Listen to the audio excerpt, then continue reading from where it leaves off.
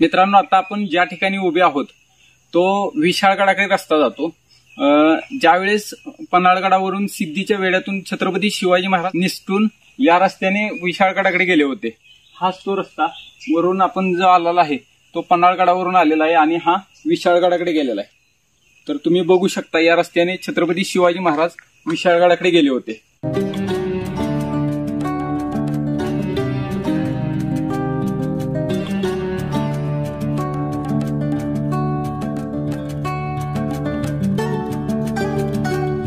राजमार्ग पाहिला की तेथूनच जवळ असलेला पुसाटी बुरुज आपल्याला खुणावत असतो। पुसाटी बुरुजावर जाण्यासाठी 15 ते 20 मिनिटे चालत जावे लागते। पश्चिमेच्या भागावर लक्ष ठेवण्यासाठी याचा उपयोग होत असे। मित्रांनो, आता आपण आलो आहोत पन्हाळगडावरील पुसाटी बुरुज बघायला। तर तुम्हाला दाखवतो मी, जबरदस्त नजारा इथून दिसतो। तर चला बघूया इथून दिसणारा नजारा। जर तुम्ही सूर्यास्त होताना जर हा नजारा बघितला, आता आपल्याला वेळ नाही नाहीतर आपण थांबलो असतो। एवढा जबरदस्त नजारा इथून दिसतो, केवढा भव्य दिव्य हा बुरुज आहे, तुम्ही बघू शकता। इथं बसायला पण केलेलं आहे, या साईडला आणि या साईडला, दोन्ही साईडला बसायला केलेलं। ज्यावेळेस सूर्यास्त होतो त्यावेळेस इथला नजारा जबरदस्त असतो, हा तुम्ही बघू शकता। हिरवीगार झाडी, जंगल पूर्ण।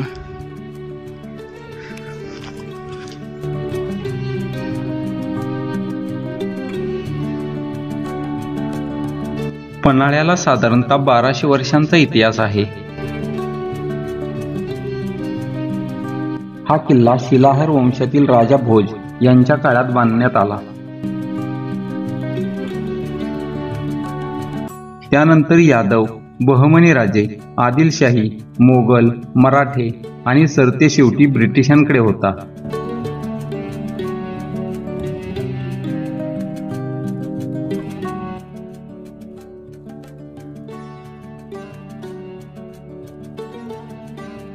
आदिलशहाच्या काळात किल्ल्याची डागडुजी झाली।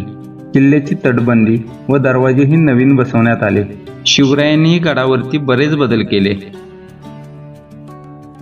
गडावरती पाहण्याची ठिकाणे छत्रपती ताराबाई राजवाडा, अंधारबाव, राजदिंडी, वाघ दरवाजा, नेहरू उद्यान, रेडे महाल, अंबरखाना, पुसाटी बुरुज, तबक उद्यान, धर्मकोटी, नायकिनीचा सज्जा, 3 दरवाजा, शिवतीर्थ उद्यान, दुतोंडी बुरुज, सज्जाकोटी अशी बरीच ठिकाणं आहेत।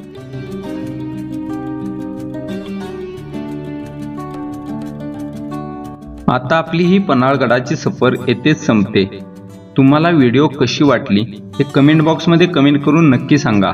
चॅनेलला जर सबस्क्राईब केलं नसेल तर चॅनेलला जरूर सबस्क्राईब करा, म्हणजेच तुम्हाला अशाच नवनवीन व्हिडिओ पाहायला भेटतील।